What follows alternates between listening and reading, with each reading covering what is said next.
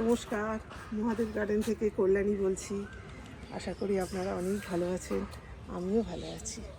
আজকে গাছের খুব গুরুত্বপূর্ণ একটা নিউট্রিয়েন্টস নিয়ে এসেছি, যেটা গাছের না হলে গাছের বৃদ্ধি, গাছের ফুল ফল কিছুই ভালো হয় না।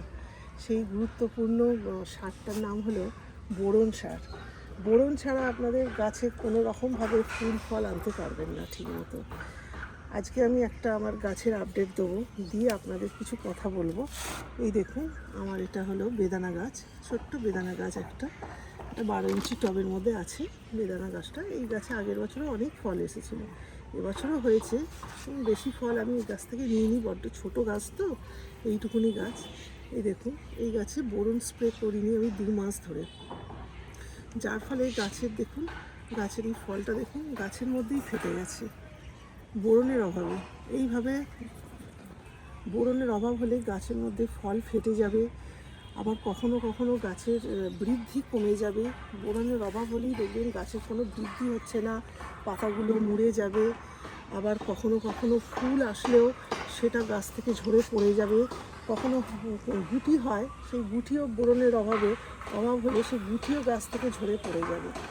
আমার গাছটায় যখন এরকম মার্বেল আকারের ফলটা এসেছিলো, এই সময় যদি আমি স্প্রেটা করতাম তাহলে আজকে আমার এই ফলটা ফাটতো না।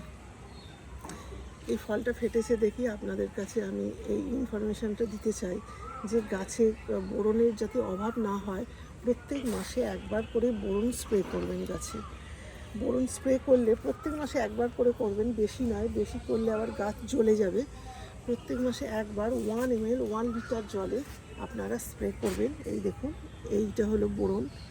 এই দেখুন, আপনার পুরোটা দেখেছি, আপনারা এটা স্ক্রিনশট নিয়ে হলে রেখে দিতে পারেন। এই বোরনটা খুব উপকারী। হ্যাঁ, এই বোরনটাই আমি গাছে স্প্রে করি 1 ml। আর প্রচণ্ড গরম পড়লে 1 ml থেকে 2 ড্রপ কমিয়ে নেবেন, নিয়ে 1 লিটার জলে এটাকে স্প্রে করবেন। তাহলে আপনার গাছের ফুল ফল কোনোটাই গাছ থেকে ঝরে পড়ে যাবে না, আর এইভাবে গাছের মধ্যে ফল ফেটে যাবে না, বুঝেছেন? আর গাছের যে সমস্ত উপকারী ভিটামিনগুলো এরা শোষণ করতে পারে এই বোরনের জন্য। বোরন গাছে অভাব হলে এরা কিন্তু গাছ থেকে শোষণ ক্ষমতাটাও কমে যাবে, বুঝেছেন বন্ধুরা? আপনারা গাছে প্রত্যেক মাসে একবার করে বোরন স্প্রে করবেন। আর যদি প্রচণ্ড গরম পড়ে তাহলে 15 দিন অন্তর অন্তরও করতে পারেন, কোনো ব্যাপার নয়। কিন্তু আমার গাছে 2 মাসের ওপর হয়ে গেছে স্প্রে করিনি, যার ফলে আজকে আমার গাছে এই ফলটা ফেটে গেছে। এই গাছের ফলটা দেখেছেন এত বড় হয়েছে, এটা আরও একটু বড় হতো। এটা গ্রোথটাও কমে গেছে বোরনের অভাবে। আর এই দেখুন বন্ধুরা, আমি গাছের ফলটা যে পেরে নেবো আপনাদের দেখাবো বলেই আমি পারিনি। এই দেখুন বন্ধুরা, এই দেখুন বন্ধুরা, ফলটা দেখুন কত বড় হয়েছিল। এই দেখুন, এই দেখুন, এর এই বীজ, এইগুলো দানাগুলো অনেক বড় বড় হয় আর লাল টকটক করে। এই বোরনের অভাব হয়েছে বলে অসময়ে এটা ফেটে গেছে। আপনারাও গাছে প্রত্যেক মাসে একবার করে বোরন স্প্রে করবেন, দেখবেন আপনার গাছেও ফল খুব ভালো হবে। আর কোন টাইমে করবেন আসুন আপনাদের একটু দেখিয়ে দিয়ে আসুন।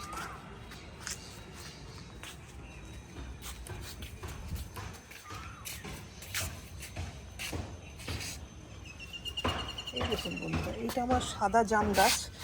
এই যে জাম গাছে এই যে ফুল এসছে দেখছেন, এই যে ফুল এসেছে, এই সময় একবার স্প্রে করবেন। এখন যদি স্প্রে না করেন এই ফুল কিন্তু ফুটবে না, এই কুঁড়িগুলো কিন্তু ফুটবে না, এই গাছেতেই ঝরে পড়ে যাবে।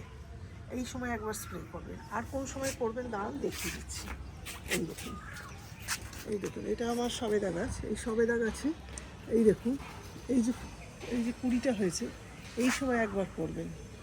আবার যখন এই যে ফুলটা ফুটছে, এই যে ফুল ফুটছে, এই ফুলটা ফুটছে, এখানেও আরেকটা আছে, এই দেখুন, এই দেখুন, এই দেখুন, এই ফুলটা ফুটেছে, এই ফুলটা ফোটার সময় একবার করবেন।